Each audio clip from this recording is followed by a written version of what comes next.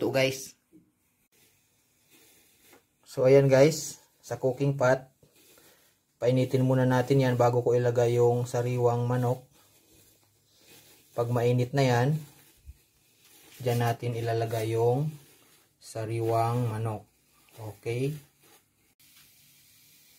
Ayan, mainit na siya guys. Ilagay na natin yung ating sariwang manok. So, ayan. So, yan lang ang ginagawa ko pag nagtula ako ng manok guys. Hinahayaan ko muna ang kumatas yung manok hanggang sa maluto siya sa sarili niyang katas. At pabayaan lang natin muna. So, ayan guys. Haluin lang natin. Medyo luto na yung ano niya.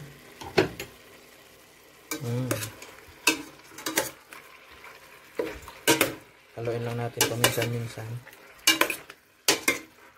hanggang sa maluto siya sa sarili niyang katas. Nagkakatas kasi yan oh. Ayan oh, may katas na.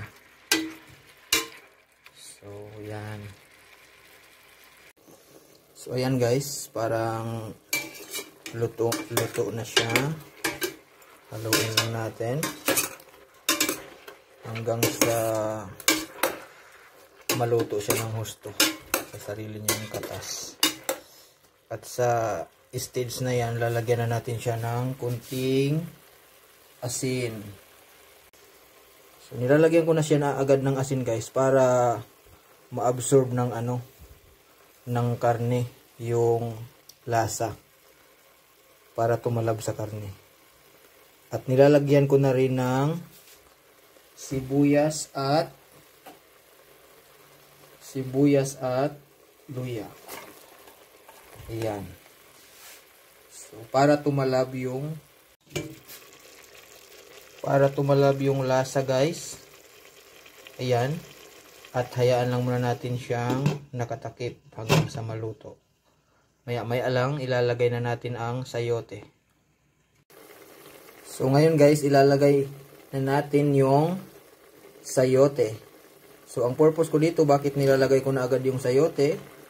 Para masabay siyang maluto sa manok bago natin lagyan ng sabaw. So, ayan. Haluin lang natin.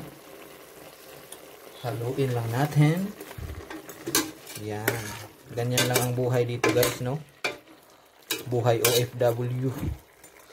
Luto tayo ng sarili nating ulam dahil walang nagluluto para sa atin. So, ayan. Takpan lang ulit natin at hayaang kumulo. So ayan na guys, sa part na yan medyo kumunti na yung tubig niya at makikita nyo luto na yung manok. Ganon din yung sayote. So pwede na natin siyang lagyan ng tubig, malinis na tubig, yung katamtaman lang, hanggang sa depende sa gusto nyong dami ng tubig. Sa akin katamtaman lang, so ganyan lang siya. At hayaan lang natin kumulo bago natin ilagay ang sariwang kangkong. Takpan na natin muna guys. So ayan guys, luto na yung ano natin. Pwede na natin ilagay yung kangkong. Luto na yung sayote at karne. So pwede na. Lagyan na natin ng kangkong.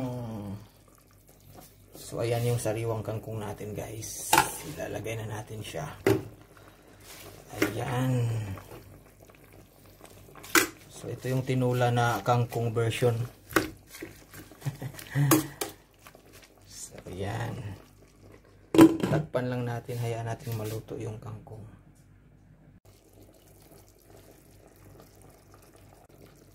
So sa part na yan guys, ayan, luto na yung ating kangkong. Lalagyan na natin ng timpla. Lalagyan na natin yung ating basil leaves. Pampabango yan. Lalagyan natin ng pamintang durog. Yan. Hindi ako naglalagay ng buo kasi hindi naman yung tatalab eh. Durog talaga. At kunting asin na lang kasi nalagyan na natin kanina yun eh. Yan. So, tikman natin maya-maya yan. Haluin lang natin ng bahagya. Naamoy ko na yung ano guys, yung aroma ng ating basil leaves. So takpan lang muna natin at hayaan kumulo. So ayan, luto na siya guys. Tikman na natin.